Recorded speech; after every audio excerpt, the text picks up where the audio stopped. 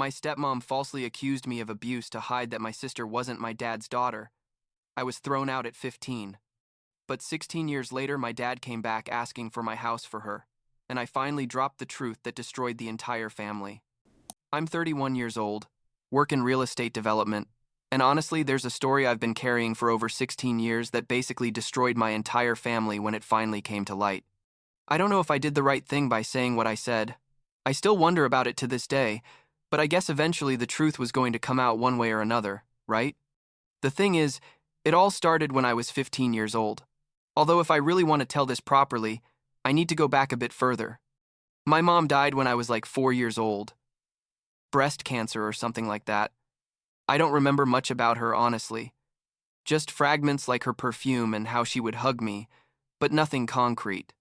My dad, Thomas, was left alone with me, and he wasn't exactly the warm and loving type of father, you know. He was strict, very traditional. One of those guys who think men don't cry and all that shit. He worked in construction, came home late, tired, and basically I grew up kind of alone, until he met Patricia when I was 7 years old. At first, Patricia seemed normal. I mean, nothing spectacular, but not bad either. She treated me well, cooked, cleaned, did all the things a stepmother supposedly does in the movies but without the drama, and my dad was happy for the first time in years, so I was happy for him too. I remember thinking, well, at least now I have something close to a complete family again. But then when I was 9 years old, my half-sister Rebecca was born, and that's when everything changed in a way I can't even explain properly. It was gradual, like when water heats up slowly and you don't realize it until it's burning you. Patricia started paying less attention to me, which honestly didn't bother me that much because I was a kid and could entertain myself. But what did bother me was how my dad also started replacing me with Rebecca. Suddenly, everything was Rebecca, this, Rebecca that. Look what Rebecca did. Isn't it amazing? And I was there like, okay, she's 2 years old and can walk, congratulations. Looking back, I should have seen it coming. All the signs were there. By the time I was 13 or 14, the favoritism was so obvious that even my teachers at school noticed it. Rebecca had her own room, decorated like Disney princess. I had a mattress in the basement because you're big now, you need your space. Rebecca had ballet classes, piano, swimming. Whatever she wanted, I had to work summers mowing lawns to buy my own stuff. My dad went to all her recitals, but never went to a single basketball game of mine. Not one. And when I complained, he told me to stop being selfish, that I was the older brother and had to be more mature. But well, all of that was tolerable, I guess. It was shit, but it was my life, and I was already used to it. What I didn't expect. What changed absolutely everything happened when I was 15 years old one day, when I got out of school early because the math teacher was sick. I decided to go to the park near home because I didn't feel like getting home yet, and that's when I saw her. Patricia was with a guy. Kevin, I think his name was, and they were kissing. It wasn't like a friend's kiss or anything ambiguous. It was a full makeout session, with hands and the whole deal. I stood there like an idiot for I don't know how many minutes, 5 maybe, trying to process what I was seeing. Part of me wanted to run and tell my dad, but another part, the smarter part, told me to stay quiet, because this could get really ugly really fast. In the end, I left without them seeing me, or so I think, and got home as if nothing had happened. Patricia arrived like an hour later, all normal, making dinner and asking me how school went, and all I could think was that this woman is a professional liar. I didn't say anything for like 2 weeks. Every time I saw her, I wanted to yell at her, to expose her, but I was scared of what my dad would do, how he would react, if he would even believe me. But then one night, like 2 in the morning, I woke up because I was thirsty and went down for water, and I heard Patricia talking on the phone in the kitchen in a low voice. I couldn't help it. I stayed on the stairs listening, and what I heard basically froze my blood. She was saying things like, I can't keep doing this, and Thomas can never know the truth. And then, and this is what completely destroyed me, she said, Rebecca isn't even his daughter. Kevin, she's yours, you know that. I'm not making this up, I swear, those were her exact words because they were burned into my brain like with fire. She said they had been together since before she married my dad, that Rebecca was Kevin's, but she had tricked my dad into believing she was his, and that basically our entire family was one giant lie. I stood there in total shock, my heart beating so hard I thought I was going to have an attack. You know what it feels like to realize that your entire life is basically a farce? That your dad has been raising a girl who isn't even his, that he's been spending all his money on her, ignoring you for her, and it's all a lie. I felt sick, literally physically sick, and went back to my room without making noise. During the following days, I couldn't even look at Patricia without feeling disgusted. I didn't know what to do with this information. It was too big, too heavy, and I was 15 years old. What the hell is a 5-year-old kid supposed to do with information that can destroy an entire family? I thought about telling my dad, but I knew he wouldn't believe me. He never believed me when it came to Patricia. She was always right, always the perfect victim. And then everything went to hell. Like a week after I heard that conversation, I got home from school, and there were 2 police officers at my house. My dad was there with a face I'd never seen on him, like beyond angry. He was like possessed or something, and Patricia was crying with Rebecca in her arms. One of the officers asked me to sit down and started asking me questions about my relationship with Rebecca. If I had ever touched her inappropriately. If I had been alone with her. A bunch of questions that made me feel like I was going to throw up. I didn't understand anything until Patricia, between dramatic sobs, said that Rebecca had told her that I had touched her, that I had gone into her room at night and done things. I was completely frozen. I couldn't even speak. Because this wasn't happening, it couldn't be happening. Rebecca was 6 years old, and this woman was accusing me of that. I tried to explain. I tried to say it was a lie, that I would never do something like that. But my dad just looked at me with so much hatred that I literally felt like he was burning me with his eyes. The police asked me more questions, searched my room, took my computer, my phone, everything, and said there would be a formal investigation. When they left, my dad grabbed me by the arm, so hard he left bruises, and told me, "You have 10 minutes to put your stuff in a backpack and get out of my house. I never want to see you again." And I tried to explain. I begged him to listen to me. I told him Patricia was lying, but he just yelled, "I don't want to hear you. I don't even want to look at you. You disgust me." Patricia was standing there watching me with this expression I'll never forget, like pure satisfaction. She knew that I knew her secret, and this was her way of making sure I could never say anything. She destroyed me preemptively, you know what I mean? She eliminated me from the board before I could make a move. I went up to my room, the basement, stuffed what I could into a backpack, clothes, my Walkman. It was 2009. I still had those things. A picture of my mom, and got out of there. My dad followed me to the door and threw the rest of my stuff onto the curb. Literally threw my school backpack, my shoes, everything, and locked the door. I was 15 years, old and on the street with nothing. I had nowhere to go. My grandparents had died. I didn't have close uncles. My friends couldn't help me because their parents thought I was like a predator or something. The news had spread through the whole town in hours. I walked aimlessly for I don't know how many hours, until I ended up in this abandoned warehouse on the industrial side of town. It was cold. It was November, I think, and I only had a thin jacket and a blanket I had grabbed. The first few days were the worst of my life. Worse than when my mom died. Worse than everything. I was hungry, cold, scared, and the worst part was that I kept thinking about Rebecca, that she was just a child and her mom was using her as a weapon, that my dad was raising another man's daughter and had no idea.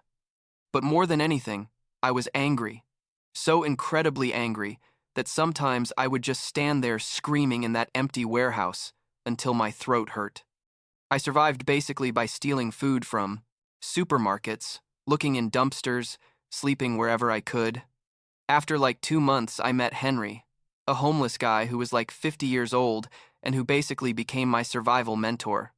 He taught me where to get free food, what places to avoid, how to stay warm in winter, stuff like that. Henry was good people. He had been a teacher before losing everything to alcohol, and he constantly told me I was too young to be on the streets, that I needed to get out of there before it was too late. The investigation about Patricia's accusations eventually closed without charges, There was no evidence because literally nothing had happened, but by then, it didn't matter anymore.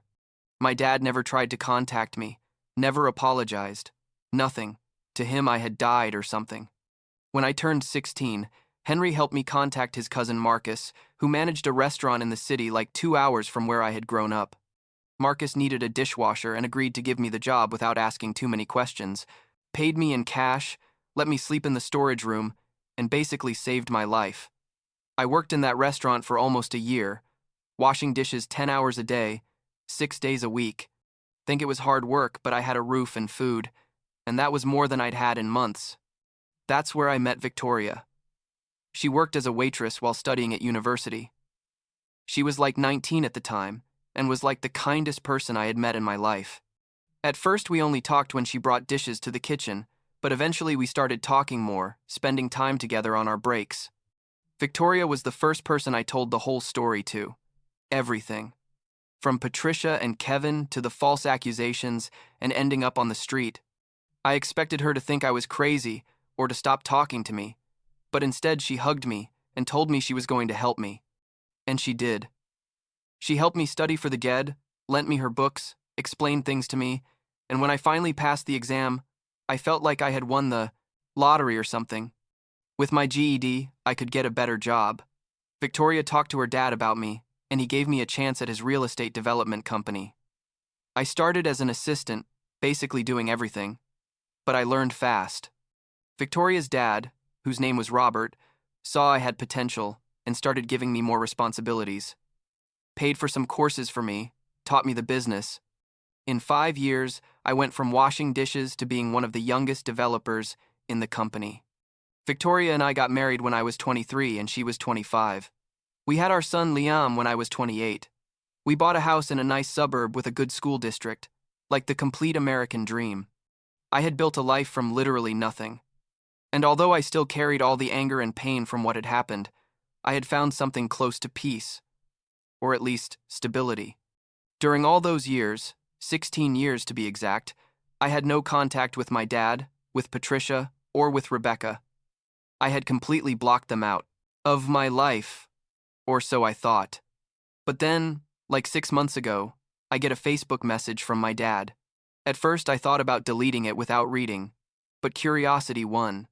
The message said he had been thinking about me, that he wanted to reconnect, that a lot of time had passed and family is important, all that generic shit people say when they want something. I didn't respond immediately. It took me like a week to decide what to do. Part of me wanted to tell him to go fuck himself, that he'd had 16 years to look for me and never did. But another part, the part that was still that one 5-year-old kid looking for his dad's approval, wanted to give him a chance. Victoria told me to do what felt right, that she would support me in any decision. I finally responded, basically telling him we could talk. We exchanged some more messages over the following weeks. He told me about his life, that Patricia still lived with him although their relationship was complicated, that Rebecca was engaged and planning her wedding, stuff like that. Eventually, we agreed that they would come visit me at my house, meet Victoria and Liam, have like a family reunion. The day they arrived was super awkward from the beginning. My dad looked old, like really old. He was 58 years old but looked 70. Patricia looked the same, still with that face of a person who has never done anything wrong in her life.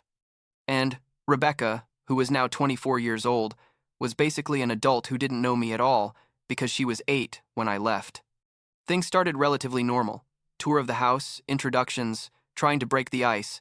But then during dinner, my dad dropped what he had really come to say.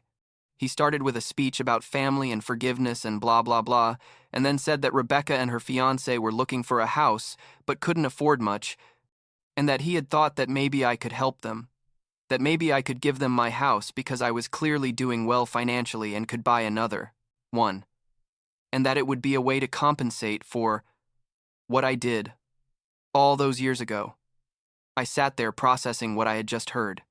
This man, my dad, who had thrown me out on the street at 15 years old over false accusations, who never tried to look for me, who basically let me die, was now asking me to give my fucking house to his perfect daughter.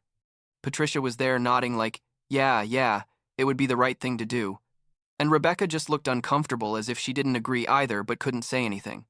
And something in me broke, or maybe got repaired. I don't know. All those things I had been keeping for 16 years, all that poison, came out all at once. I told my dad no, that I wasn't going to give anything to Rebecca. And when he started getting all indignant saying she was my sister and family helps each other, I told him the truth. I told him that Rebecca wasn't even his daughter, that she was Kevin's daughter, that Patricia had been having an affair and that I had known since I was 15 years old. The silence that followed was like the most intense I've experienced in my life. My dad was looking at Patricia with an expression I can't even describe, like confusion mixed with horror. Patricia went completely pale and started denying everything, saying I was lying, that I was making things up out of resentment. Rebecca started crying, asking what I was talking about. Victoria grabbed my hand under the table but didn't say anything. I told my dad everything. How I had seen Patricia with Kevin in the park, how I had heard her on the phone admitting that Rebecca was his daughter, how she had falsely accused me to silence me before I could say something. Patricia kept denying, but her voice didn't sound so convincing anymore. My dad could see the truth in her face. Rebecca just cried and cried, saying this couldn't be happening. My dad told them to leave, Patricia and Rebecca, to get out of my house. Rebecca tried to talk to him, but he just yelled for them to leave. After they left, he sat in my dining room for I don't know how long, maybe an hour, just staring at the wall. Eventually, he asked me if I was sure about what I was saying, and I told him yes, that if he wanted the truth, he could do a DNA test. He didn't say anything else, just got up and left. Like, 2 weeks later, I found out through Facebook that he had done the DNA test, and surprise, surprise, Rebecca wasn't his daughter, she was indeed Kevin's daughter. I don't know all the details of what happened after because I kept my distance, but what I heard from third parties is that my dad confronted Patricia violently. Like, he sent her to the hospital with 3 fractured vertebrae. It was heavy. They arrested him, obviously, charged him with aggravated assault. He ended up with a 3-year prison sentence. Patricia entered rehab after getting out of the hospital. Apparently, she had an addiction to painkillers that already existed before the incident, which explains some things, looking back. Rebecca's engagement was canceled. Her fiancé didn't want to deal with all the family drama, which I don't blame him, honestly. And Rebecca tried to look for Kevin, her biological father, only to discover he had died from an overdose like 2 years before. So basically, her entire life exploded into pieces. Part of me feels sorry for Rebecca, because she's a victim in all this. As much as I am, she didn't ask to be born into a lie, didn't ask for her mom to use her as a weapon against me, didn't ask to discover at 24 years old that her entire identity was false. But another part of me, the part that's still angry, thinks that maybe this had to happen, that lies can't last forever. Rebecca contacted me like a month ago. She wanted to talk, wanted answers, wanted I don't know what. I responded briefly, telling her I was sorry for what she was going through, but that I couldn't be her support system, that she needed to focus on her own healing and I on mine. She told me she understood, that she just wanted me to know that she never agreed with what Patricia did, that she was too young to understand at the time. I told her I believed her and wished her the best, but that we needed to keep distance. Now Rebecca is planning to move out of state, start over somewhere where nobody knows her story. My dad is still in prison. He gets out next year if he behaves well. Patricia is who knows where. She lost everything. Her marriage, her daughter, her reputation. And I'm here in my house with my wife and my son, living the life I built from nothing. Do I regret telling the truth? I don't know, honestly. It destroyed what was left of my biological family, sent my dad to prison, ruined Rebecca's life. But that family was already destroyed a long time ago. It's just that nobody knew except me. The difference is that now everyone knows the truth. There are no more lies, no more secrets. Whether that's better or worse, I guess it depends on how you look at it. Victoria tells me I did the right thing. That truth is always better than lies, no matter how painful. My therapist, yeah, I go to therapy now, says I probably carried that secret for too long, and that eventually it was going to come out one way or another. Liam, my son, obviously doesn't know anything about this. He's 3 years old, and for him life is simple. His grandparents are Victoria's parents, and that's enough for him. Sometimes I think about what would have happened if I had kept my mouth shut, if I had let my dad keep living in ignorance, if I had let Rebecca get married and have her happy life without ever knowing the truth. Would it have been kinder? Would it have been cowardly? I don't know. What I do know is that living with that secret for 16 years was eating me alive, and maybe saying it was more for me than for them. Last week, Liam asked me if I have siblings. I told him technically yes, but that I don't see them. He asked me why, and I told him that sometimes families are complicated, that when he's older I would explain better. He thought about it for a moment and then said, "It's okay, Dad. I still have you and Mom, and that's enough." And I guess he's right. That's enough for now.